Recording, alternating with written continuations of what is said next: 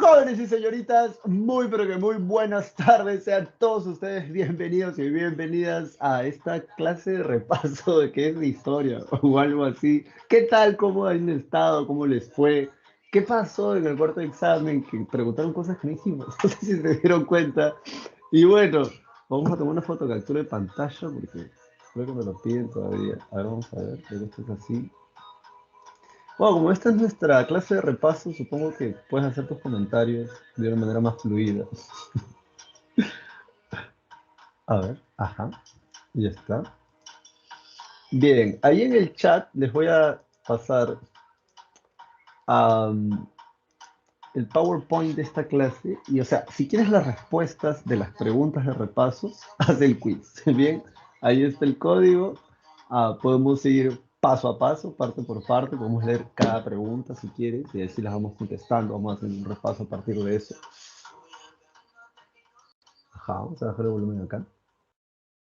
Sí, bien, así que por favor ingresa de una vez. Ahí está el código, ahí está el link para poder iniciar esta clase de repaso y así puedes aprovechar mejor este tiempo que nos queda.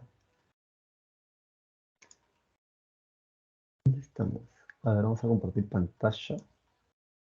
Sí, creo que es esto, está acá. Ajá. Vamos a poner esto aquí. Un saludo también para el tutor, obviamente el tutor Luis Miguel Ramos que nos ha acompañado en toda esta titánica jornada desde la semana 1 hasta ahora, que ya es la semana 19. Ajá, ahí está. Bien. Espérenme. No creo que este no era. Voy a compartir solo una pestaña. ¿Dónde está esto?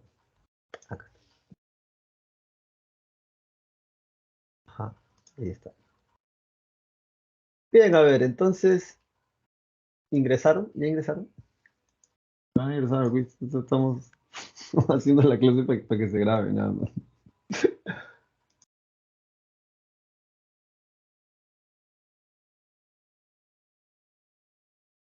Bien, a ver. Entonces, ¿de qué va la primera pregunta que dice aquí, no? Dice, los representantes del pueblo francés constituidos en la Asamblea Nacional consideraron que la ignorancia, el olvido y el menosprecio de los derechos humanos son las únicas causas de las calamidades públicas, ajá, y de la corrupción de los gobiernos. Han resuelto exponer en una declaración solemne los derechos naturales inalienables, sagrados del hombre, para que esta declaración, constantemente presente para todos los miembros del cuerpo social, les recuerde sin cesar sus derechos y sus deberes para que los actos del Poder Legislativo y del Poder Ejecutivo, al poder cotejarse en todo momento con la finalidad de cualquier institución política, sean más respetados y para las reclamaciones de los ciudadanos fundadas desde ahora en principios simples e indiscutibles. Recuerden siempre en beneficio del mantenimiento de la Constitución y la felicidad de todos.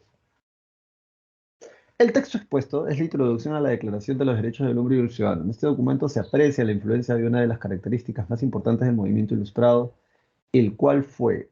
Bueno, creo que cuando está este tipo de pantalla no se ve lo que subrayo, ¿no? O sí se ve, ¿se ve?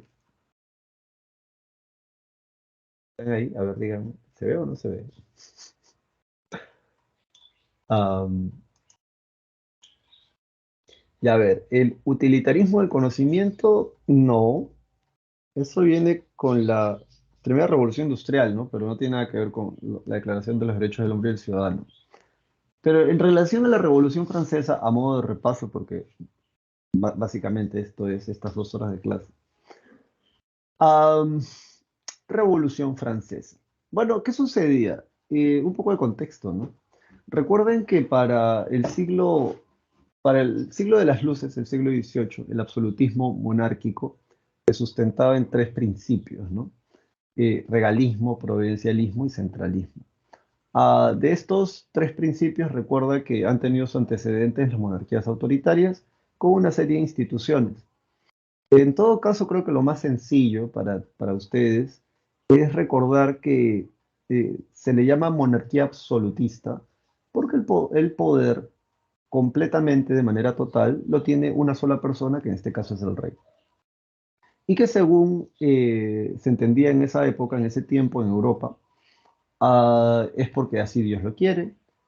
El poder del monarca no tiene límites en la tierra, está inclusive por encima de las decisiones del Papa. Y, y además concentra todos los poderes del Estado, además obviamente del militar o del económico. En ese sentido, la sociedad de ese entonces era una sociedad estamental, donde a partir de tu nacimiento en esos estamentos, o sea, estamos hablando de la nobleza y la plebe, obviamente, porque cualquiera puede entrar al clero, o sea, cualquiera entre comillas, ¿no? Porque acuérdate que dentro del clero también están el alto clero, que son los miembros de la iglesia noble, y también está el bajo clero, que son los miembros de la iglesia que son de procedencia plebeya. Eh, en ese sentido, dependiendo en qué estamento has nacido, se entiende, se asume que tienes una serie de derechos y de deberes. Am, Incluso a la hora de castigarte es diferente, ¿no? Porque si eres un noble te cortan la cabeza, a eso se le llama muerte noble, por cierto. Pero si eres un plebeyo, por mucho que hayas cometido el mismo delito, por ejemplo, matar a alguien, robar, tenías otro tipo de castigo o de muerte, pero muerte noble no, porque no eras un noble, si es que fueses del estamento plebeyo. Entonces, ya desde el siglo XI, sobre todo en la época de las cruzadas, recuerda, hay en Europa un proceso que se llama el renacimiento urbano comercial, que va a traer una nueva clase social que nace dentro de la plebe, y esta es la burguesía. Los burgueses, conforme van pasando el tiempo, cada vez van consiguiendo una serie de privilegios o de derechos. La mayoría de ellos pagando. Por ejemplo, están las famosas Cartas Puebla. Las Cartas Puebla son unos documentos que algunas ciudades en Europa conseguían mediante el apoyo del rey, que era el que emitía esta carta. Básicamente esta carta lo que hacía era darle autonomía a este burgos, de ahí viene la palabra burgomaestre alcalde, para que esta ciudad, este burgo, no le pague impuestos al señor feudal, sino le pague impuestos directamente al rey.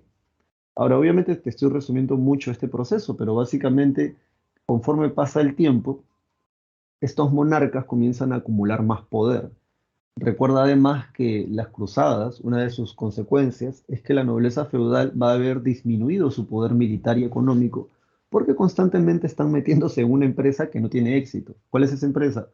Recuperar Tierra Santa. Eh, y bueno, ¿y por qué hacemos esta introducción tan larga para hablar de este tema de la Revolución Francesa?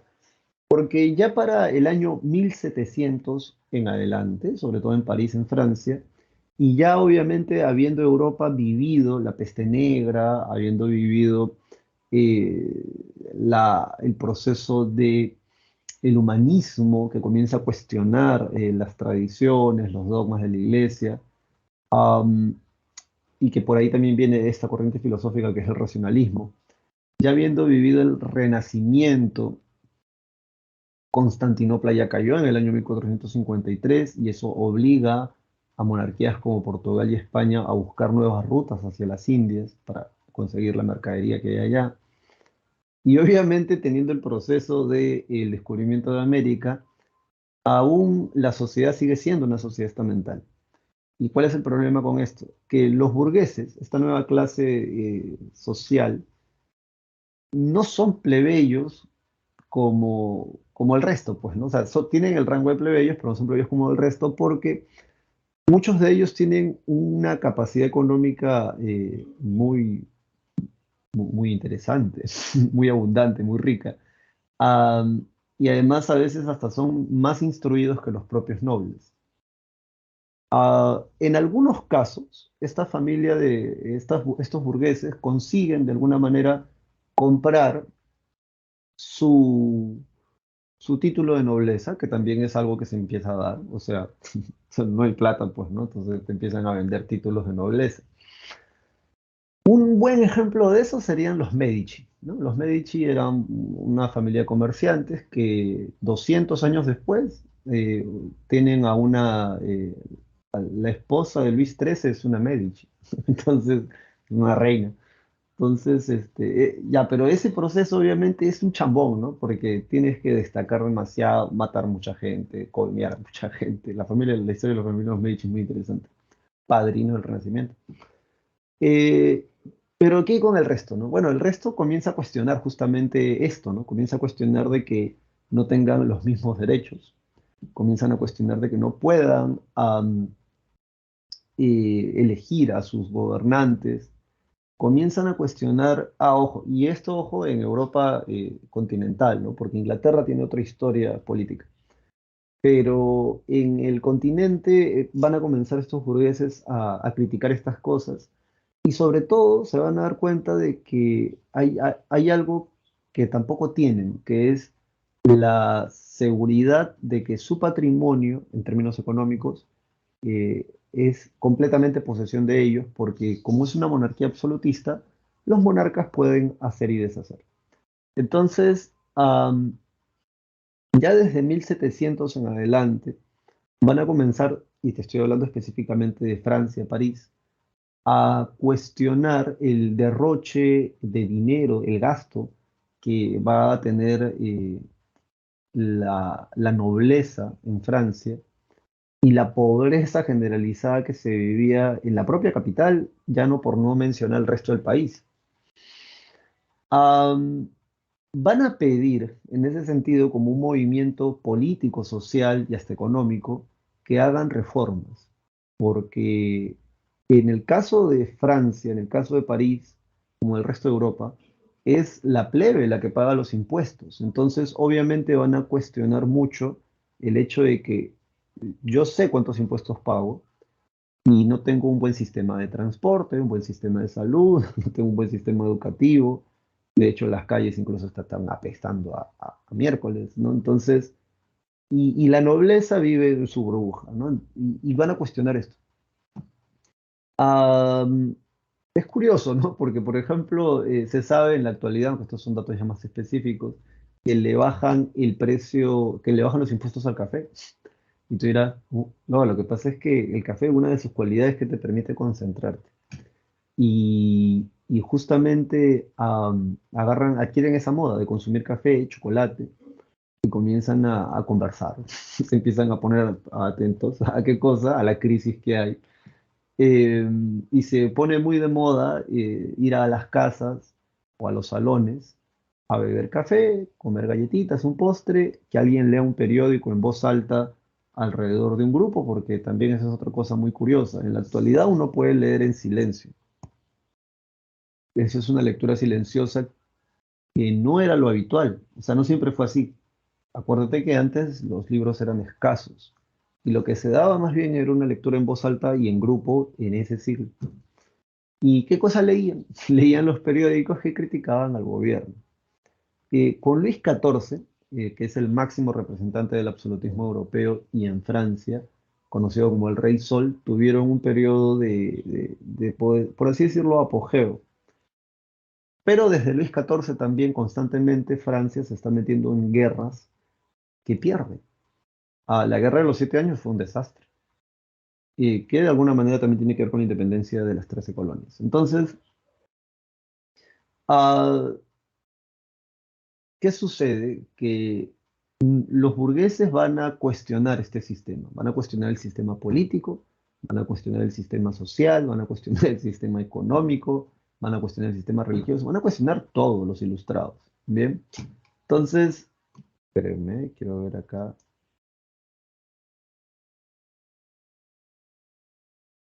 Entonces, am, una, una,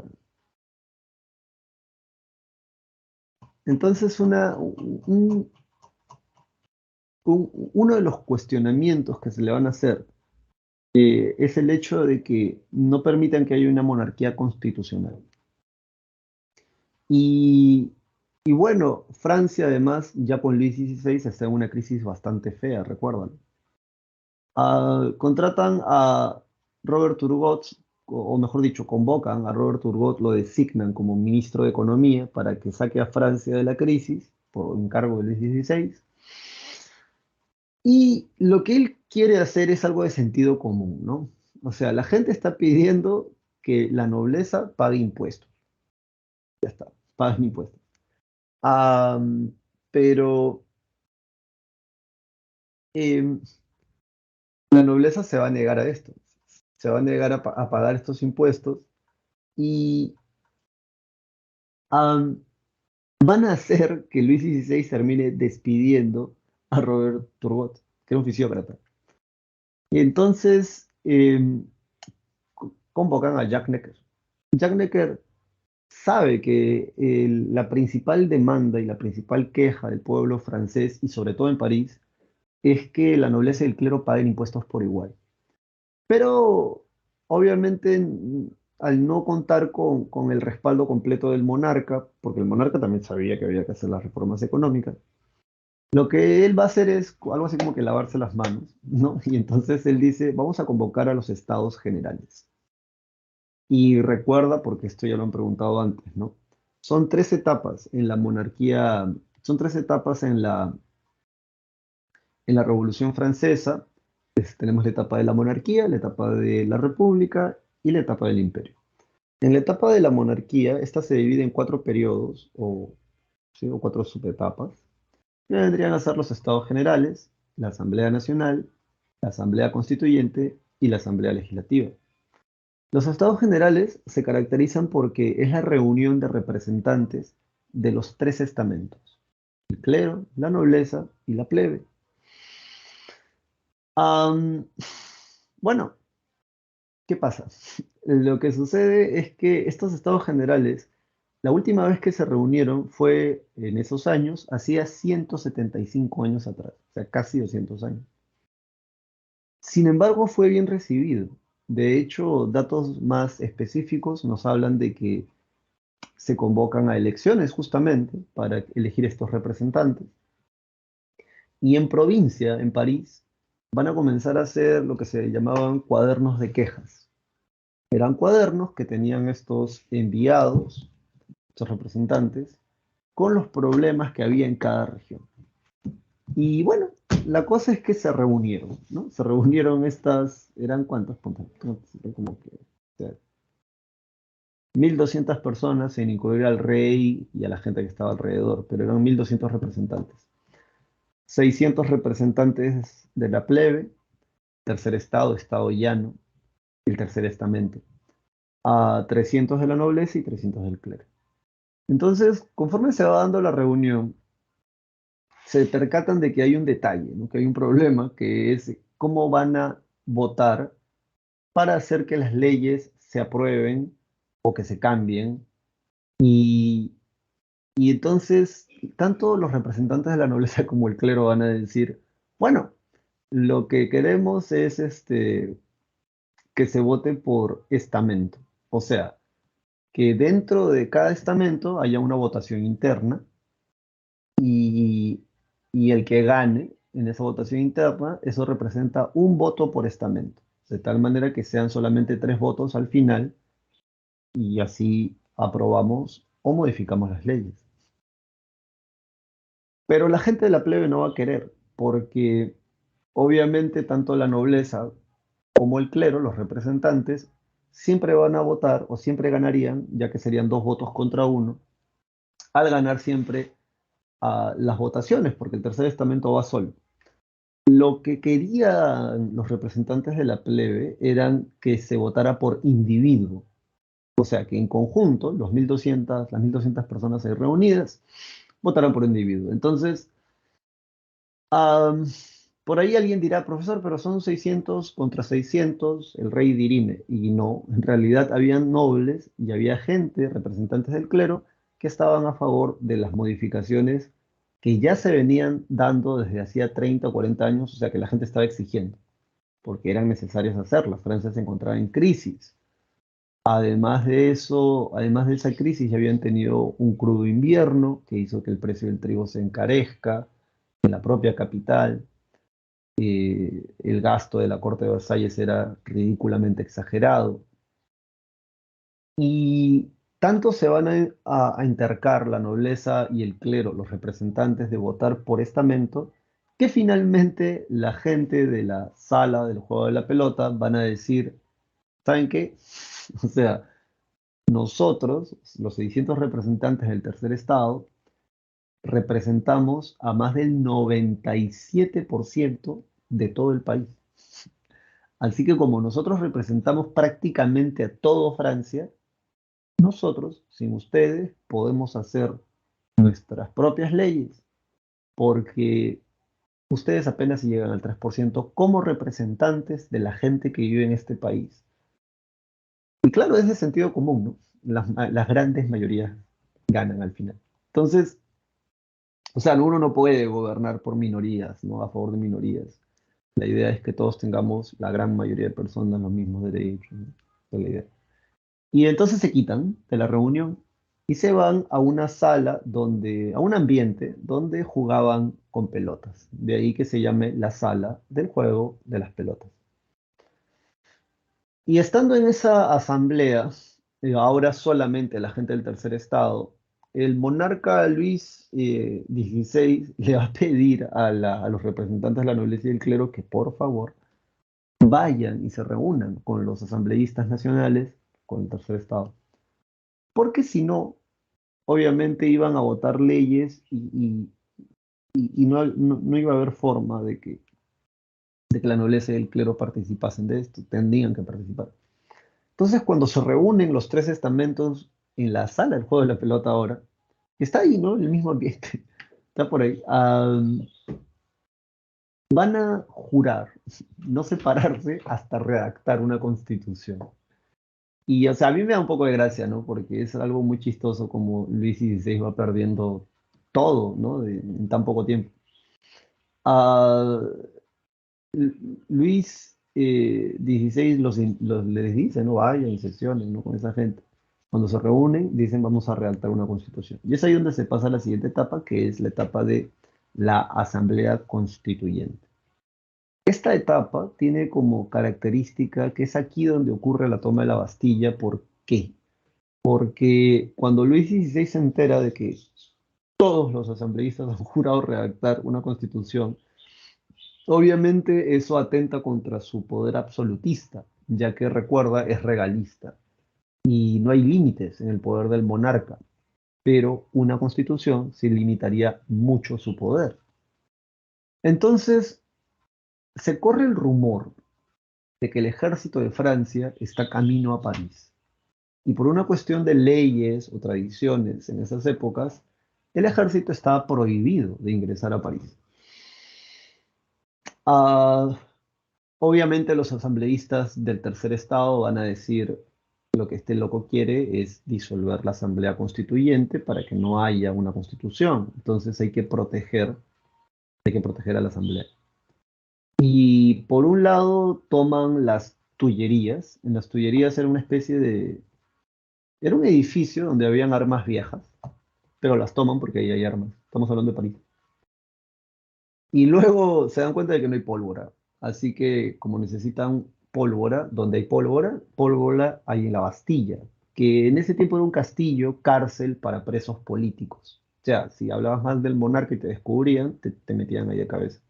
Por esa razón, la mayoría de los ilustrados tienen un apodo, tienen un sobrenombre, porque era peligroso que publicaras bajo tu propio nombre. Entonces, se da la toma de la Bastilla. Bien, la toma de la Bastilla es importante porque es el símbolo del inicio de la Revolución Francesa. Y posteriormente, meses después, se da la declaración. Am, la Declaración de los Derechos del Hombre y del Ciudadano fue uno de los documentos más importantes producidos en el contexto de la Revolución Francesa. En su introducción se puede apreciar la clara influencia del liberalismo político y social impulsado por los principales teóricos de la Ilustración. Conceptos como el de ciudadanía, participación política o división de poderes se pueden apreciar en esta introducción. Bien, vámonos ahora inmediatamente a la pregunta número 2. Bien, a ver, estamos acá. Ajá, y ya está. Entonces, am, de la pregunta 2, de la pregunta 2, ¿Qué dice? Dice, la primera revolución industrial fue un proceso de inicio durante la segunda mitad del siglo XVIII en Inglaterra. Este proceso revolucionario trajo consigo la aparición de una nueva generación de máquinas impulsadas por carbón y vapor que llevaron a las sociedades humanas a la era de producción y consumo nunca antes vista. No obstante, fue el causante de la aparición de diversos problemas sociales como... Bueno, sobre la primera revolución industrial, recuerda que tiene sus orígenes en Inglaterra. Inglaterra realmente debería estudiarse un poco más, pero tiene una tradición política, una tradición histórica bastante interesante, sobre todo porque allí es de donde nace, por ejemplo, esta idea de la ilustración, solo que su apogeo está en Francia. Y también la revolución industrial. Sobre la primera revolución industrial hay algunas cosas que debes de recordar, ¿no? La primera es que las fuentes de energía están en base al invento de ese siglo, que es la máquina a vapor. La máquina a vapor es un aparato que, utilizando la presión que se genera por producir vapor en una caldera, mueve ciertos pistones. Esa energía se aprovecha porque la puedes engarzar a otros aparatos y haces que se muevan. El problema era que no había una manera eficiente de aprovechar el agua porque se desperdicia, ¿no? Se desperdicia el vapor. Y es ahí donde, así como tú ya debes de haber estudiado en tu separata, entra James Watt. James Watt lo que hace es crear un condensador para que el vapor no se termine desperdiciando completamente. Una vez que el vapor mueve el pistón, este se condensa, o sea, hace que el vapor se vuelva otra vez agua y vuelve de nuevo a una recámara para que sea hervido otra vez y el proceso así se repita de una manera más óptima y se pueda aprovechar mejor. Esto va a ser algo revolucionario, ¿no? Porque a partir de ese invento se crea el motor, se crea el tren a vapor, el barco a vapor, el telar a vapor, todo a vapor. Y va a ser chévere en ese sentido. Es aquí donde hay un cambio que ya comienza a ser, o sea, es inevitable, porque hay algunas cosas que se comienzan a producir a través de las fábricas. Am, Todavía tienen cierto acabado manual, pero ya las fábricas comienzan a producir de una manera muchísimo más rápida que la forma artesanal, por ejemplo. Y por esa razón, am, se comienzan a dar paulatinamente cambios que ya para 1800, porque la primera revolución industrial, recuerda, es de mediados de 1700, se van a dar. En ese sentido, am, ¿qué dicen las alternativas? El incremento de la competencia, dice, diversos cambios sociales. Bueno, esto de diversos cambios sociales, recuerda, es muy importante que leas bien estas preguntas, ¿no? A veces te preguntan por cuestiones económicas, a veces te preguntan por cuestiones políticas, a veces te preguntan por cuestiones económicas, religiosas. Bien, en este caso están preguntando por problemas sociales. Profesor, ¿qué es un problema social? La delincuencia, ese es un problema social. La inseguridad ciudadana, ese también es otro problema social. La extorsión, son problemas sociales. La desnutrición, etcétera, etcétera. Entonces, ¿qué dice acá? El incremento de la competencia comercial y pugna entre las potencias industriales, el aumento de las fuerzas productivas y la aparición de las sociedades de consumo, el incremento de las competencias comerciales y la búsqueda de mercados y recursos, el incremento de las medidas mercantilistas y de predación de recursos naturales. Bueno, la depredación de los recursos naturales la hemos tenido desde estos años hasta, bueno, no, desde la época del Paleolítico depredamos recursos naturales. La sobrepoblación de las ciudades y duras condiciones de trabajo del proletariado. Ya, a ver, atento para que veas la respuesta. Bien, la primera revolución industrial tuvo como principales problemas sociales la sobrepoblación de las ciudades, duras condiciones laborales y la explotación femenina e infantil. Estos problemas ocasionaron la aparición de los primeros movimientos obreros que dieron origen a los primeros sindicatos obreros. Sí, pero eso se ve con más claridad ya un poco antes de la segunda revolución industrial o si no es que después de la Segunda Revolución Industrial. A finales de 1800 ya hay sindicatos. En todo caso, recuerda que la Segunda Revolución Industrial es allí donde realmente se hacen bienes de consumo masivos Es en la segunda revolución industrial donde se aprovecha mejor el uso de los trenes. Se crean en la primera, pero se aprovechan mejor en la segunda. Esta segunda revolución industrial, eh, algunos la ponen el origen en Estados Unidos, sin embargo, también tenemos otros países como Alemania y Japón, por ejemplo. Am, Recuerda que Alemania en esa segunda revolución industrial intenta desplazar a Gran Bretaña, a Inglaterra, como la potencia de ese tiempo. De hecho, sabemos en la actualidad que la lana era mucho más barata y de mejor calidad, la lana alemana, que la inglesa. Am, y que además Alemania, o Prusia, mejor dicho, en ese tiempo era Prusia. Prusia ya es lo que queda del CIRE, ¿no? Del Sacro Imperio Romano Germánico, que había sido disuelto por Napoleón Bonaparte durante el imperio de Napoleón primero, y que no fue reconstituido, ¿no? Lo que hicieron fue los estados germánicos, que es una especie de confederación de varios estados, y lo que quedó como reino fue Prusia. El rey de 1860-70 era el Kaiser Guillermo I, y su ministro, conocido en Historia Universal como la mano de hierro, o el canciller de, el canciller de hierro, perdón, era Otto von Bismarck. Y juntos son los personajes que se mencionan para hablar, para hablar del resurgimiento del Segundo Reich, ¿no? Del Sacro Imperio Romano Germánico. Y esto se va a hacer con la guerra austro-prusiana, que termina con la paz de Praga, y la guerra franco-prusiana, que termina con el Tratado de Frankfurt. El Tratado de Frankfurt es importante porque ese es el tratado donde Francia le entrega Alsacia y una parte de Lorena a ahora el imperio, el segundo imperio romano-germánico, y que van a tener una industria armamentística muy buena. Con esa industria armamentística se meten a la Segunda Guerra Mundial unos 40 años después.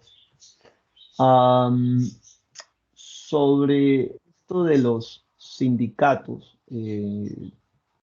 recuerda que los sindicatos originalmente, o sea, en esencia son asamblea de trabajadores de fábricas, esos son sindicatos, pero ideológicamente hablando son los anarquistas los que promueven la creación de sindicatos. Los socialistas científicos no creen en la formación de sindicatos, o al menos no desde el punto de vista de Marx. Porque tú no te unes para reclamarle más derechos al burgués, más derechos laborales. Tú te unes para ver si le quitas la fábrica. Bien. Entonces, seguimos avanzando. Vámonos ahora a la pregunta número 3. Ay, espérate. Vámonos ahora a la pregunta número 3.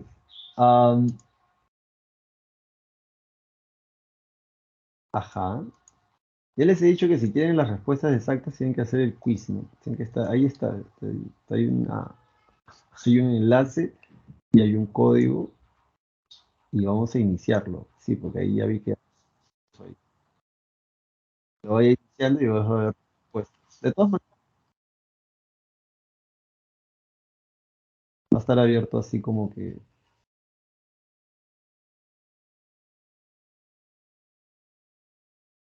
va a estar activado hasta de repente una semana antes del examen, unos días antes del examen.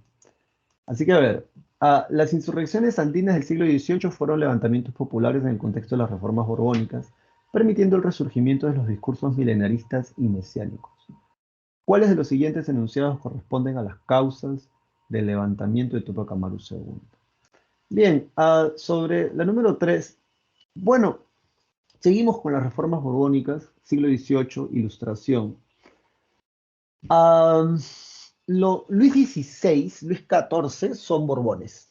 Bien, para que te hagas una idea, para que tengas una mejor idea de eso. Eso es por un lado. Por otro lado, recuerda que con la Guerra de Sucesión Española, que termina en el 1713, finalmente Luis XIV consigue que su nieto sea el rey de España, Felipe de Anjou. Ah, ¿Qué podemos decir de esto? Em, Cuando los Borbones llegan a España, vienen con toda esta onda de despotismo ilustrado, ¿no? O sea, tomar algunas ideas de la ilustración para hacer más eficiente el gobierno del reino sin dejar de ser absolutistas. Y lo que van a hacer, sí, es cierto, van a comenzar a modificar las leyes y algunas cosas en el sistema de producción para poder rentabilizar, o mejor dicho, para poder aumentar la recaudación de impuestos. En el caso del Virreinato del Perú, de hecho en el caso de cualquier colonia de España en el mundo, se les comienza a cobrar impuestos a personas que desde hacía más de 100, casi 200 años, no pagaban impuestos. ¿Quiénes eran esas personas? Por ejemplo, los nobles indígenas que, no que tuvieran alguna empresa, ellos no pagaban impuestos. Y es aquí, por ejemplo, donde viene José Gabriel Condorcanqui, porque él, su empresa, su negocio, era la arriería, o sea, llevaba, él no, pero era su negocio, ¿no? Llevaba mercadería de, ponte, de Puerto del Callao a Potosí, a Buenos Aires, y no pagaba impuestos. Luego, los mestizos tampoco pagaban impuestos, se les va a cobrar impuestos. Los indios forasteros, o sea, aquellos eh, indígenas que se escapaban de su ayllu y se iban a vivir a una ciudad, ellos tampoco pagaban impuestos porque no se sabía de qué ayllu venían. Y si tenías un negocio como un indio forastero, te iba bien porque no pagabas impuestos. Así que podías vender pan, hacer zapatos, etcétera. Y no, no. A ellos también se les va a cobrar impuestos. Am, entonces pasa algo en esto de la recaudación fiscal, que es que en 1751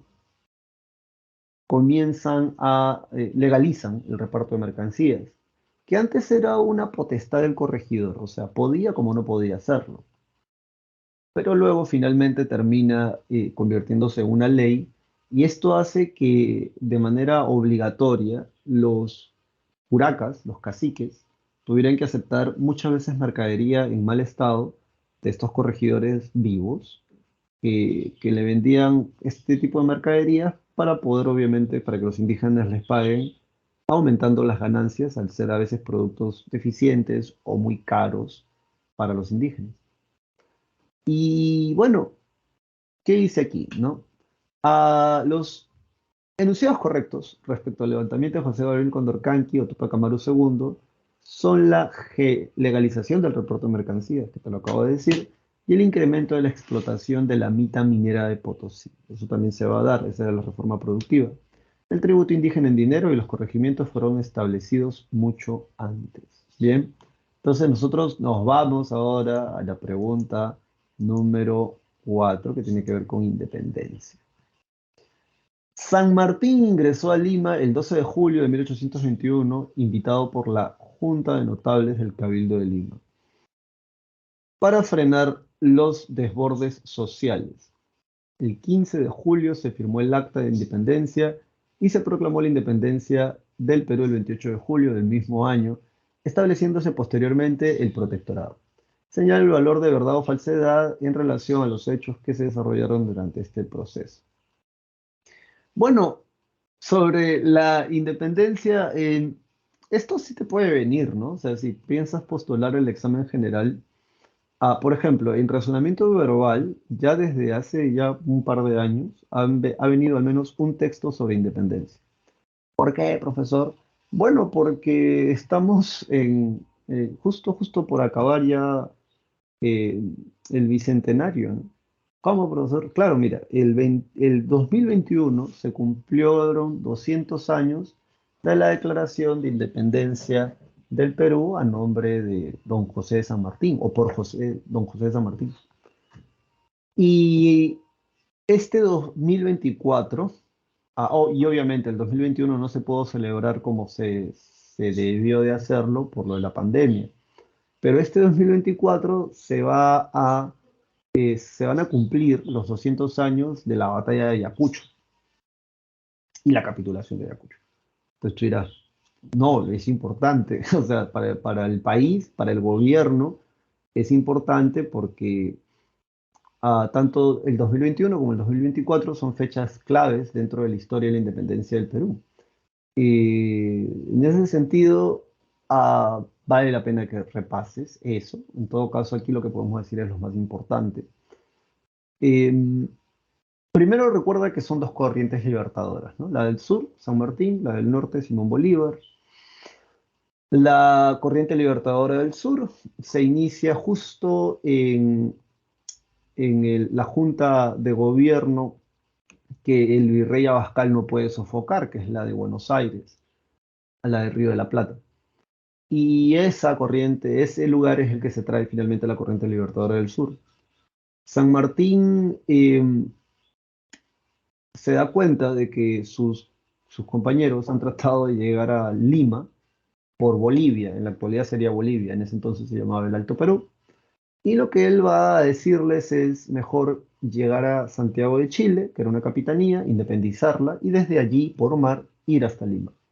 Y eso es lo que van a hacer cruzando los Andes.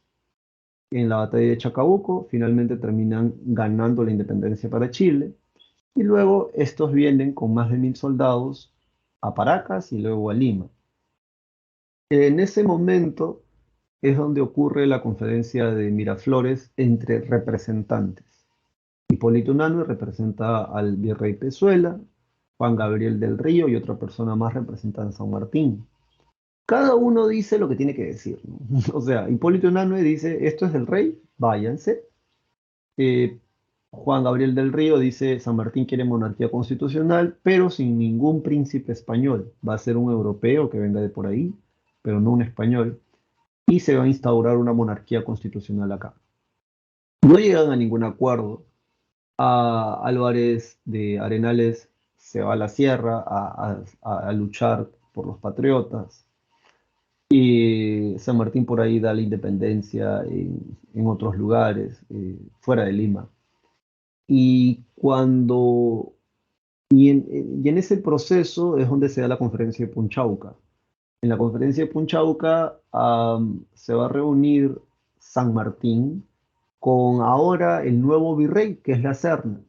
¿Por qué ahora es la Serna el virrey? Porque Pezuela va a generar mucho descontento entre los oficiales de la monarquía española en el virreinato del Perú, ya que lo toman como, por decirlo de alguna manera, un inepto, ¿no? O sea, el tipo ya tiene a los patriotas en Lima y no ha podido organizar el gobierno de tal manera de que impida esto.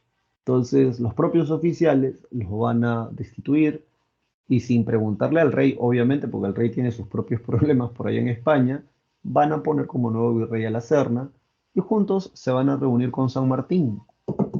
Esta reunión se va a dar en lo que en la actualidad vendría a ser el distrito de Caraballo, en la hacienda o casa Punchauca, que todavía quedan algunos trozos de esa casa.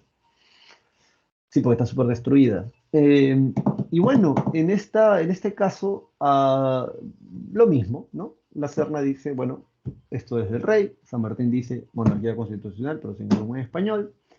Y lo único que van a acordar es cómo la Serna se va a quitar de Lima y cómo San Martín va a ingresar. Lo que no dijo la Serna es que antes de irse, él no solamente pide dinero prestado para pelear a favor del rey, dentro del virreinato, sino que además quema la Casa de la Moneda, la imprenta y creo que por ahí también el Palacio de Gobierno o la Casa de Gobierno. ¿Para qué? ¿Por qué? Para que los patriotas no usasen estas cosas. Cuando él se retira y San Martín ingresa, dato curioso, ingresa no tanto porque la gente quería recibirlo por la independencia, sino porque el Cabildo de Lima tenía temor a que la gente se levantara en armas, ya que el Lord Thomas Cochrane, que pelea a favor de los patriotas, estaba haciendo el bloqueo del puerto del Callao y eso impedía que ingresara parte de la mercadería. Y poco a poco los productos en el cercado de Lima, antes Lima estaba amurallada, se empezaron a encarecer, producto de la inflación por la escasez. Además, la Serna, al irse, es como dejar Lima sin policías, ¿no? Por así decirlo. Ya hemos estudiado que ha habido saqueos en el Perú cuando no había policías en las calles. Entonces, sumas todos estos factores, invitan a San Martín a ingresar con el ejército. San Martín ingresa, lo reciben como un virrey. Y unas semanas después le piden que el 12 de julio convocan a Díez Canseco para que redacte la Declaración de Independencia. San Martín lo invitan a que dé la proclama. Y eso es lo que se va a hacer. A 28 de julio de 1821 se declara la independencia en Lima. Luego a San Martín le dan título de protector. Él tiene un gobierno provisional y promulga una serie de leyes provisionales. Por eso se llaman los estatutos provisorios, así se llaman en historia. En estos estatutos provisorios de la libertad de imprenta, elimina el tributo indígena y también da la libertad de vientres, además de mandar a redactar el himno, el himno del país, la bandera, el escudo, de mandar a construir la Biblioteca Nacional. Am, y bueno, sobre la libertad de vientres, recuerda que él va a decir del 28 de julio en adelante, cualquier persona que nazca hijo de una esclava va a ser libre. Pero todavía quedaban obviamente las personas que habían nacido un día antes hacia atrás, ¿no? Entonces, recuerda que el tipo que finalmente paga para liberar a todos los esclavos en el Perú va a ser Ramón Castillo. Bien, segundo gobierno. Entonces, San Martín hace esto y tiene un problema, ¿no? Que es que el Cabildo de Lima no desea, no desea colaborar mucho, no les presta dinero. Am, y, y por esa razón, o sea, siempre le decían a San Martín que no había plata, que no había dinero. Am, y poco a poco, los más de 1.200 soldados que ingresan con San Martín a Lima se comienzan a retirar. Además, a través de la prensa, se le comienza a acusar a San Martín de quererse quedar como presidente o como rey de este lugar, del Perú. Y parece ser que la élite tampoco se llevaba bien con su ministro de guerra, que era Monteagudo, o sea, el de San Martín. Algunos dicen que era porque era morocho, Monteagudo, o sea, medio sambo, una vaina así. Y ya sabes que esta gente, o sea, pueden declarar la independencia, pero te he dicho, es una cuestión de mentalidad, ¿no? O sea, esta gente no porque declaren la independencia van a dejar sus patrones de pensamiento de la sociedad estamental, yo soy noble, y o sea, ¿qué hace este tipo siendo ministro de guerra? Bueno, el caso es que, además de todos estos factores, ah, el Cabildo de Lima tenía un tema ya que venía desde las reformas borbónicas, que era recuperar Guayaquil, ¿no? Era un buen trozo de tierra que antes formaba, que tradicionalmente siempre formó parte del virreinato del Perú hasta que llegaron las reformas borbónicas. Entonces le van a decir a San Martín, mira, ¿sabes qué? Ve allá y recupera, ¿no? Haz que Guayaquil se vuelva a ser integrado al Perú. Entonces San Martín va. San Martín, cuando llega, se entera de que Simón Bolívar llegó 2 semanas antes y que en esas 2 semanas había convocado elecciones para que la gente en Guayaquil decidiera si se quedaba para la Gran Colombia, si se quedaba para el Perú, y no sé si por ahí había también, si querían la independencia completa, pero lo que sí es seguro es que la presencia de Simón Bolívar, que además era 10 años más joven que San Martín, fue determinante para que esa gente votara para que se quedaran para el lado de la Gran Colombia. Porque además, a diferencia del virreinato del Perú, que había ya declarado la independencia en Lima, pero todavía tenía españoles en el sur. En cambio, en el caso de la corriente libertadora del norte, ya no habían españoles gobernando. Si van a tener problemas, ya son problemas internos, entre criollos. Entonces, Guayaquil había decidido quedarse para el lado, integrarse como una provincia más a la Gran Colombia, que en ese momento podríamos decir era ya Venezuela, Colombia y Ecuador en la actualidad. Entonces, cuando San Martín llega, en realidad ya estaba definido eso. O sea, ya ahí no hay que, ay, a mí me han pedido. No, no, no. Eso ya está, ¿no?, definido. Dato curioso, hasta el año 2013, creo, hasta el año 2013 no sabíamos que conversaron San Martín con Simón Bolívar en esa conferencia, que se llama la Conferencia de Guayaquil. ¿Por qué no, profesor? Porque no había un registro escrito de eso. O sea, lo que te estoy contando es lo que se sabía antes de esa conversación, que era obvio porque eso ya estaba ya, o sea, son las fechas, periódicos, las elecciones, eso ya estaba dado, ¿no? San Martín no iba ahí a chillar por eso. Pero en el año 2013 se descubrieron la copia de la conversación entre Simón Bolívar y, y San Martín. Estaba en una caja, en una biblioteca allá en Ecuador, y estaba en una caja con unos documentos sin fichar, en buena hora. Qué bacán. Todavía aquí en la Biblioteca Nacional, allá en San Borja, donde está la sala de investigación, creo que por ahí todavía hay algunas cosas que no están sin fichar, o sea, sin registro. Por ahí son folletos, volantes, cosas así del siglo pasado. Y la Biblioteca Nacional y el Archivo General del Perú, el de la Nación, el AGN, también por ahí tiene algunos libros o sea, está ahí el libro, pero no sabemos exactamente qué hay dentro. Esos vienen del virreinato, por cierto. Bueno, entonces,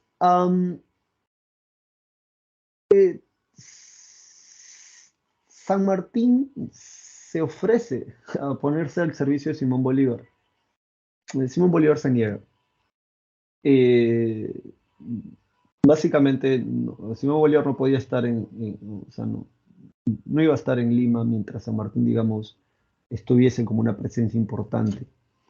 Ah, bueno, San Martín retorna, informa en Lima ya a su retorno de lo que te estoy contando. Y, y ese mismo día convoca a la Asamblea Constituyente o al Congreso Constituyente. Ese mismo día también se va de Lima. O sea, llegó, convocó y en menos de 24 horas estaba zarpando a Buenos Aires y de ahí no volvió más. Am, Esta Asamblea Constituyente declara nulos los títulos de Castilla, o sea, los títulos de nobleza, y tiene por encargo hacer la primera campaña a puertos intermedios. Esta campaña a puertos intermedios tiene el objetivo de acabar con los españoles que todavía pelean a favor del rey y están en la sierra sur del país. Am, Fracasan en eso. Bien, la Junta Gubernativa tiene esta labor, la Junta Gubernativa. Y bueno, fracasan en ese intento y es producto de ese fracaso, por eso se llama primera campaña, que los soldados patriotas que quedaban en Lima van a obligar al Congreso a disolver la Junta Gubernativa, que estaba liderada por 3 personas, y a elegir a un presidente. Ese presidente, el primero del Perú, va a ser elegido por voto dentro de estos congresistas y va a ser José de la Ribabuena, que hace la segunda campaña por puertos intermedios, que también va a fracasar. Ah, el Congreso lo va a destituir porque le van a encontrar una carta dirigida a la Serna y lo van a declarar obviamente traidor a la causa patriota. Él se niega a dejar el cargo y sigue gobernando como un pseudo presidente del Perú en Trujillo. El Congreso elige a Torre Tagle. Ya para esto la Serna retorna a Lima. Torre Tagle y los patriotas se atrincheran, por así decirlo, en el Real Felipe. Y a Torre Tagle luego también le descubre una carta dirigida a Simón Bolívar, perdón, a la Serna, eh, queriendo rendirse y entregar el Real Felipe. Y por eso también va a ser destituido. De hecho, Torre Tagle muere dentro de la fortaleza del Real Felipe. Estaban bastante mal, estaban pasando bastante mal. Y es en ese momento donde el Congreso, en el Real Felipe, le escribe una carta a Simón Bolívar para que él, con el ejército de la Gran Colombia, ingrese a lo que vendría a ser el Virreinato del Perú y obviamente a pelear contra los españoles. Y eso es lo que va a pasar. Andrés de Santa Cruz, mano derecha de Simón Bolívar, estaba en la fortaleza del Real Felipe en ese momento.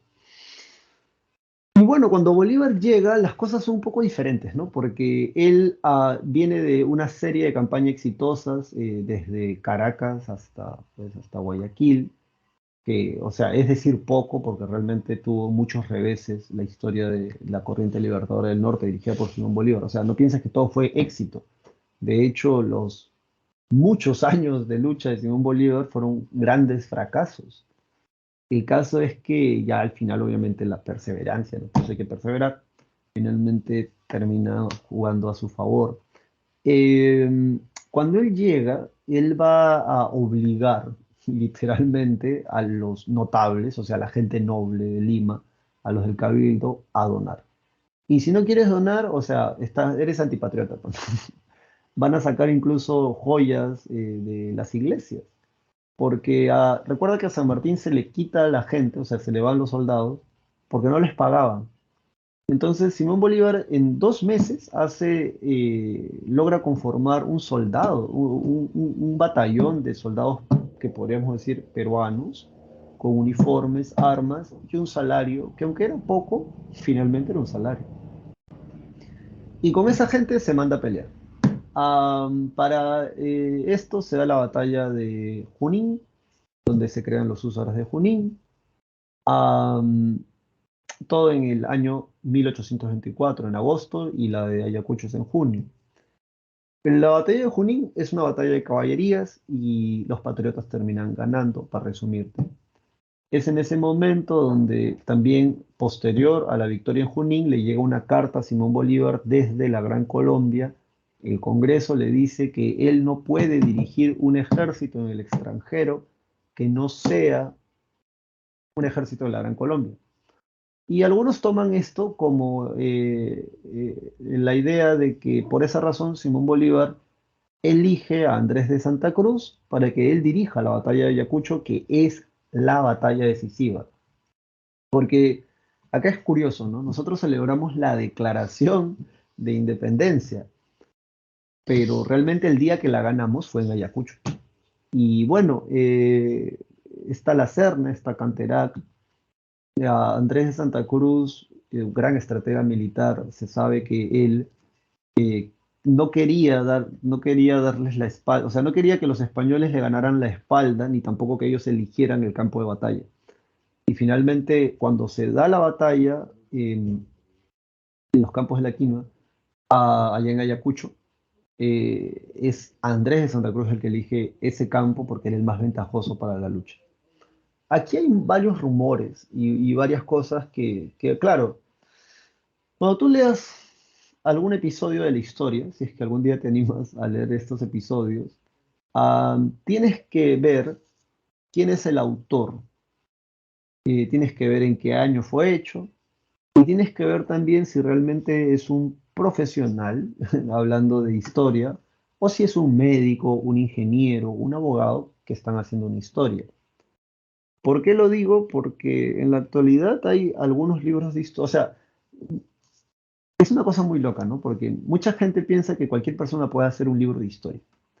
Y hablando en términos profesionales y desde las ciencias sociales, no, porque hay una manera para hacer estas cosas. Hay ciertos pasos que de alguna manera garanticen de que, al margen de mi opinión personal, los hechos que estoy retratando o que estoy transcribiendo en mi libro sean irrefutables, sean hechos dados. Entonces, obviamente, si tú lees un libro de historia que hable de derecha y que además que hable mal de Simón Bolívar, y aquí en el Perú hay mucha biografía sobre eso, porque acá se tiene esta loca idea por el nacionalismo de que el tipo vino a afectar los intereses del Perú. O sea, lo que hay que entender primero es que Perú no existía en esos años de Simón Bolívar. Lo que había era el virreinato del Perú.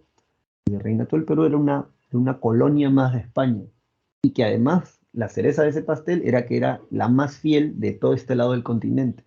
Por eso, por eso San Martín tiene que venir a Lima, por eso Simón Bolívar tiene que venir a Lima, porque en Lima, como casi hasta ahora, o sea, estas viven en otro planeta, ¿no? Todo el mundo está en una moda diferente, excepto en Lima, ¿no? Entonces, tienen que hacer la independencia, lo quieran o no lo quieran, tenían que independizar este lado del mundo. Am, entonces no es que afecta al Perú, ¿no? Sino es que esta gente lo está pensando de aquí al futuro. Y bueno, de hecho es cierto. En el caso de Simón Bolívar, por ahí tiene una carta donde dice esto, pues, ¿no? Que, o sea, era muy grande el país y que de poder lo independizaría una parte. Cuando llega a Bolivia, no es que es una idea de Simón Bolívar solamente, sino es que hay el Alto Perú, ¿no? Y hay un grupo de gente que quiere la independencia de Lima, ¿no? Entonces, ustedes lo piden, yo se los doy, ¿no? Entonces los doy. En el caso de Guayaquil fue más fácil, ¿no? Ellos decidieron quedarse para el lado de la Gran Colombia. Así que no es que está afectándonos a nosotros, ¿no? O a los intereses del Perú, porque no habían esos intereses en ese tiempo. De hecho, una buena prueba de esto es que salvo con Ecuador, hemos perdido tierras con los demás países. ¿Sí? Así que esto del, es que está afectando los intereses de la nación, ¿no? Ahí chántaselos esos a los del primer militarismo. Pero el otro es el proceso de independencia. El concepto de nacionalidades recién se está gestando, no está del todo cuajado. Recuerda que hay un combate de 2 de mayo justamente porque esta de las identidades nacionales no está del todo cimentada todavía. Se remarcan más, sobre todo a finales del siglo XVIII. Eh, bueno, Andrés de Santa Cruz gana la batalla de Ayacucho. Simón Bolívar le entrega la espada que el Congreso peruano le entrega a él, que era una espada adornada. Por ahí creo que hasta salario también les entrega.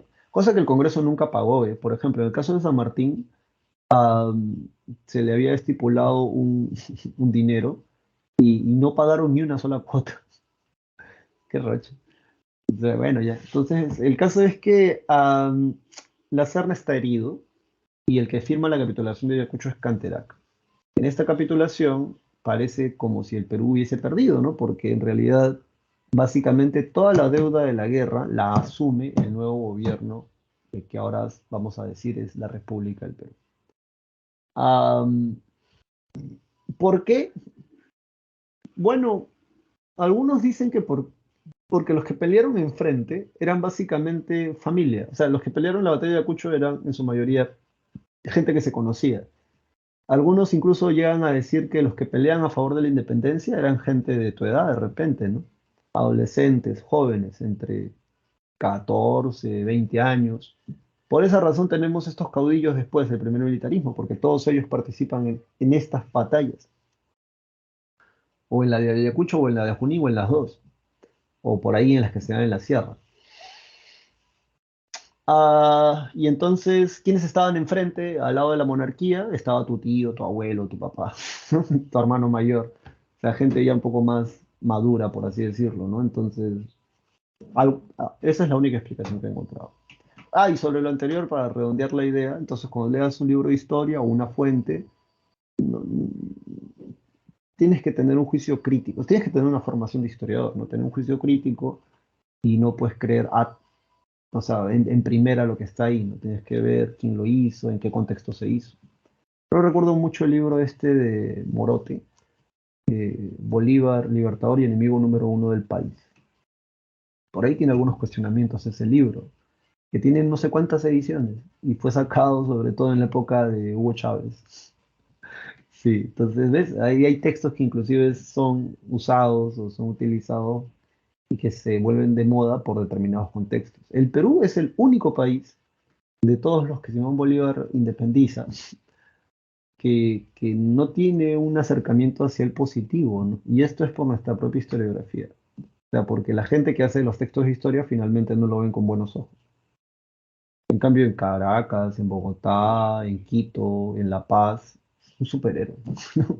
Acá nomás, ¿no? Y gratis, ¿no? Porque, o sea, no es que nos afectó a nosotros, como les digo, más daño nos hicieron los presidentes o caudillos con los cuales hemos perdido tierras, o que se han llevado la plata, no sé, pienso. Pero bueno, ¿cuál es la respuesta acá? A ver, el primer enunciado es falso. La conferencia de Miraflores se desarrolló en 1820, donde reunieron los representantes del virrey Pezuela y San Martín, como ya te lo había dicho.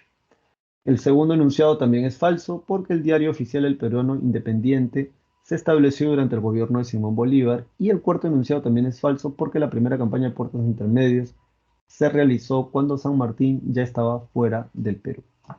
Vámonos ahora a la número 5. Sobre la número 5 dice, los cambios ocurridos del siglo XVIII provocaron el surgimiento de diversas corrientes de pensamiento. Estas ideologías fueron postulados sobre cómo estructurarse un Estado y en los diversos aspectos de la vida sociopolítica. Respecto a ellas, señala el valor de verdad de los siguientes enunciados. Bueno, recuerda, ¿no? Son 5. El liberalismo, conservadurismo, nacionalismo, socialismo, que a su vez se divide en dos, científico y utópico, y el anarquismo. El más fácil de repente es el anarquista, que no cree en nadie, ¿no? O sea, dicen, ninguna forma de gobierno que someta al hombre por el hombre es válida, ni la iglesia, ni el ejército, ni ninguna nación o gobierno o estado. Hay que eliminar toda forma de gobierno. Creen en una sociedad tipo Aylus, por así decirlo, autárquicas, ¿saben así? Y finalmente, al final, si te pones a revisar, porque obviamente tienen sus corrientes, ¿no? Acuérdate que lo que está en la pre es algo muy básico, por así, nivel pre, pero si te pones a revisar por ahí, luego van a proponer la creación de, o mejor dicho, el ideal de educación. Van a decir que el ser humano finalmente se va a liberar de los prejuicios, que es el ideal ilustrado, por cierto. Te hace liberar de los prejuicios, te hace liberar de las supersticiones, de las creencias dogmáticas, vas a ser más tolerante contigo y con los demás en la medida en que seas más educado, o sea, que tengas una buena educación. Um, Mikhail Bakunin está por ahí, Proudhon también. Luego, sobre el socialismo, a diferencia del liberalismo, recuerda que los socialistas creen en la propiedad colectiva como base de la justicia social. ¿Pero qué propiedad colectiva? La fábrica, porque durante todo el siglo XVIII, sí, XIX, perdón, recuerda que la fábrica es la nueva manera de cómo el hombre explota al hombre, según Marx. Entonces hay que colectivizar la fábrica, que la fábrica no sea de una persona, sino que sea de los trabajadores, porque ni modo que ellos se exploten a sí mismos, ¿verdad? Entonces, para esto Marx habla de la lucha de clases, él habla de que la historia demuestra de que siempre hay un grupo de dominadores y que dominan a un grupo de personas y que con el tiempo dentro del grupo de los dominados sale un grupo que se baja a la gente que está arriba y el ciclo se repite. En ese caso, Marx va a hablar de que los burgueses acabaron con la nobleza, ahora el proletariado tiene que acabar con los burgueses. Ah, luego tenemos a Robert Owen, que es un socialista utópico, porque él dice que no es necesario la violencia para hacer estos cambios. El conservadurismo, recuerda, básicamente son los nobles que intentan conservar la sociedad estamental a como era antes de la Revolución Francesa, cosa que ya no se va a dar. El nacionalismo, recuerda, es aquella ideología que exalta la idea del patriotismo, de pertenecer a un país determinado y de dar la vida por ese lugar, porque todos somos parte de este colectivo, en este caso llamado Perú. Y en el caso del liberalismo, recuerda que ellos defienden la propiedad privada, el derecho al voto, el derecho a las libertades individuales, y que esta ideología básicamente es lo que proponía la Ilustración, ¿verdad? Bueno, en ese sentido, recuerda la respuesta, ¿no? El liberalismo es una ideología política que propone la libertad individual, la igualdad ante la ley y el libre mercado. Por lo tanto, la primera afirmación es falsa. El comunismo, en la doctrina socialista, es la fase superior donde se suprime el Estado y se logra una sociedad sin clases sociales y sin dictadura del proletariado. Por ello, la segunda afirmación es falsa. El conservadurismo es la ideología que defiende el orden establecido y se opone al progreso. Promueve las ideas del antiguo régimen, la afirmación es verdadera. El nacionalismo es la ideología que defiende el derecho a construir una nación soberana, la afirmación es verdadera. Ya está. Luego en la 6 dice la Primera Guerra Mundial, vamos a cambiar la 6. Ay, yo estoy aquí en la 5 y no les di la 6. Ya, esta es la 6. La 6. La Primera Guerra Mundial fue un conflicto bélico que se inició en Europa y se extendió entre 1914 al 18. En el conflicto se formaron dos bloques, la Triple Alianza, conformada por el Imperio Alemán, el Imperio de Austria-Hungría, porque era un imperio, el Imperio de Austria-Hungría y el Reino de Italia. Ahí si quieres le agregas eso, porque no es, a veces uno, cuando pones Italia, uno entendería que puede ser Italia en la actualidad, ¿no? La República Italiana, no. Es el Imperio Alemán, que es el Segundo Reich, el Imperio de Austria-Hungría y el Reino de Italia. Y por otro lado, la Triple Entente establecida, conformada por el Reino Unido, Francia y el Imperio Ruso. Establezca el orden cronológico de los hechos acontecidos durante el proceso de la Gran Guerra. Bueno, algo un poco más rápido, ¿verdad? Pues ya se nos está acabando la clase. Am, Pretexto, el asesinato del archiduque Francisco Fernando en Sarajevo, Bosnia-Herzegovina, por este grupo terrorista conocido como la Mano Negra o la Joven Serbia. ¿Por qué se va a dar esto? Bueno, Serbia reclamaba estos territorios, que era un protectorado de Austria-Hungría. Y Serbia está apoyada por el Imperio Ruso. Por otro lado, recuerda que ha habido una carrera armamentística desde que se constituye el Segundo Reich, desde 1871-72 en adelante. Y Alemania quiere esta guerra de alguna manera porque necesita colonias y de alguna manera destronar a Inglaterra. Am, por otro lado, lo que vamos a tener es que cuando ocurre el asesinato, Alemania presiona a Austria-Hungría para que someta, o sea, para que le dé duras sanciones a Sarajevo. Finalmente estalla la guerra. Lieja es el primer país en ser bombardeado, Bélgica, una ciudad de Bélgica con un Zeppelin, con los Zeppelins. Alemania está bien preparada para esta guerra. Ah, Luego recuerda que hay guerra de posiciones y guerra de movimientos. La primera es la guerra de movimientos. La de posiciones tiene que ver con las trincheras.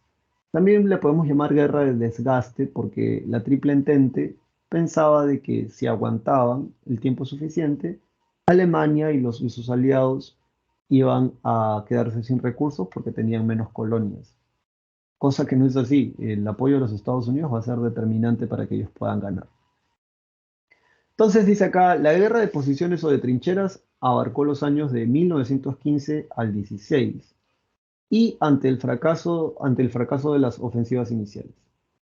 En el año 1915 Alemania hunde con su submarino el transatlántico inglés Lusitania. El telegrama Sigmar fue un comunicado diplomático secreto emitido por Alemania en enero de 1917 que propuso una alianza militar entre los entonces Imperio Alemán y México. Y el 3 de marzo de 1918 se firmó el Tratado de Brest-Litov entre el nuevo gobierno bolchevique de Rusia y las potencias del eje en la Primera Guerra Mundial. Finalmente se firma el armisticio de Compiègne, que va a poner fin a la Primera Guerra Mundial. Este se firmó dentro de un vagón de tren el 11 de noviembre de 1918. Ese mismo vagón va a ser el que va a usar Hitler para obligar a Francia luego a firmar la rendición. Luego eso lo van a detonar. Bien, vámonos ahora a la número 7. Y esta habla sobre el caudillismo militar. Acá dice caudillismo militar de 1827 hasta 1845. Ya, fue la etapa inicial de la vida de independencia del Perú. En esta se desarrollaron una serie de acontecimientos que fueron moldeando la historia republicana del país, entre los cuales tenemos, bueno, ¿qué abarcó este lapso? Anota, las dos campañas restauradoras se realizaron entre 1837 y 1839 y formaron parte del periodo del caudillismo militar, o sea, estamos hablando de la Confederación Perú-Bolivia. Estas campañas militares fueron implementadas por el Estado chileno para poner fin a la Confederación Perú-Bolivia. El motivo de esta oposición fue el peligro que constituía la Confederación para la hegemonía comercial de Chile en el Pacífico Sur. Bien, ahí está la respuesta. Número 8, la 8, a ver, ¿qué tenemos en la 8? Bueno, sobre el dato anterior, de repente habría que mencionar qué cosa.